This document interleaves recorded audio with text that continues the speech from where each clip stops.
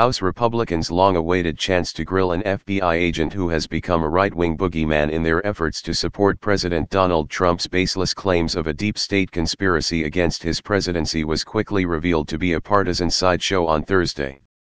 Peter Strzok is the FBI agent who was removed from a probe investigating potential collusion between Trump and his campaign staffers and the Russian government after it was revealed that he and his mistress had exchanged text messages that criticized the future president, as well as other politicians. On Thursday he testified before the House Oversight and Judiciary Committees. While Republicans tried hard to shame him, and by extension discredit the FBI investigation into the president, Strzok fought back with fiery expressions of righteous indignation. At no time in any of these texts did those personal beliefs ever enter into the realm of any action I took.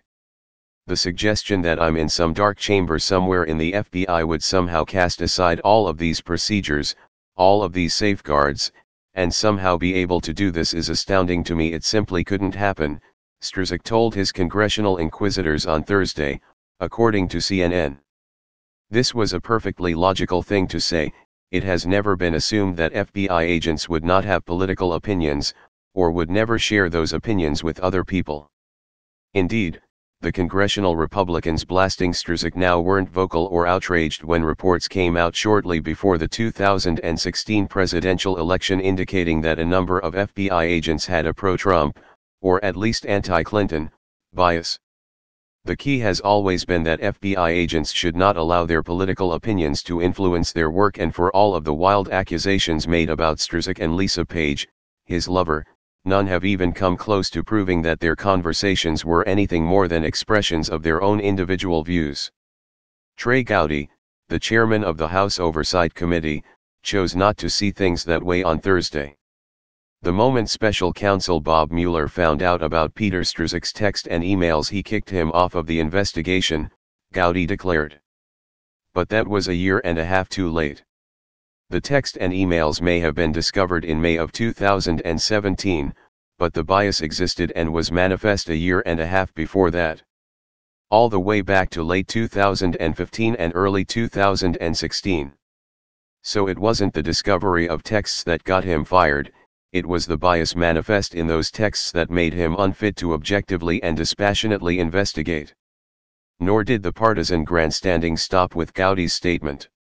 It reached its nadir when Bob Goodlatte, chairman of the House Judiciary Committee, threatened to hold Strzok in contempt for not answering a question about the number of witnesses questioned during the early days of the Trump-Russia probe. Even though Strzok pointed out that he had been advised by the FBI's legal counsel to not answer questions about ongoing investigations, Goodlatte continued to press the FBI agent, prompting loud objections from Democrats like Representative Jerry Nadler, the ranking member of the Judiciary Committee.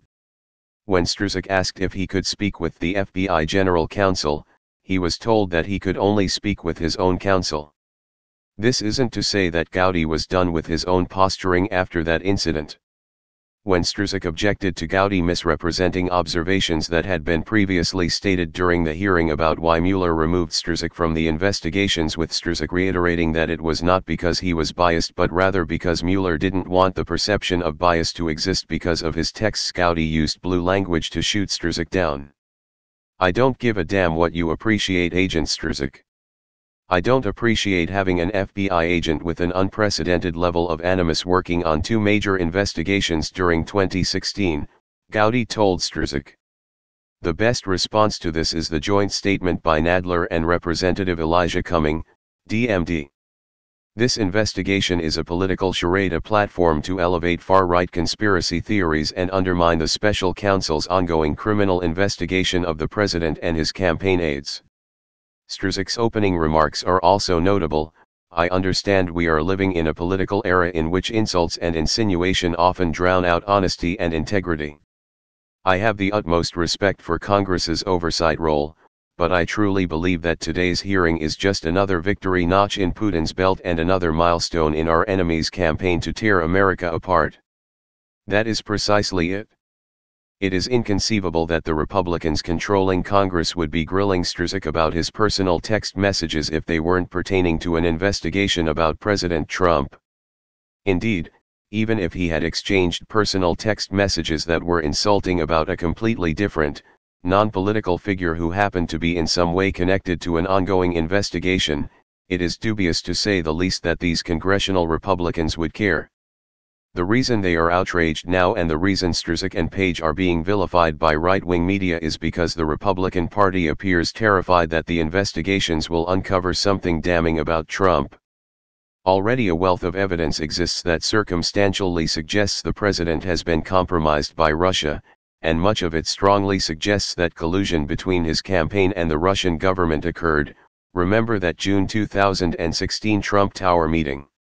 If Mueller concludes his investigation by saying that Trump did nothing wrong, the same Republicans trying to discredit him now will instantly forget about Strzok and Page and all of the other conspiracy theories they've cooked up, and will embrace Mueller's investigation as total vindication.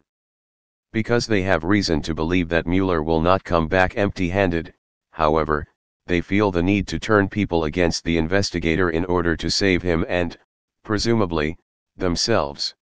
Hence the travesty of the Strzok hearing today, and why his righteous indignation was both appreciated and appropriate.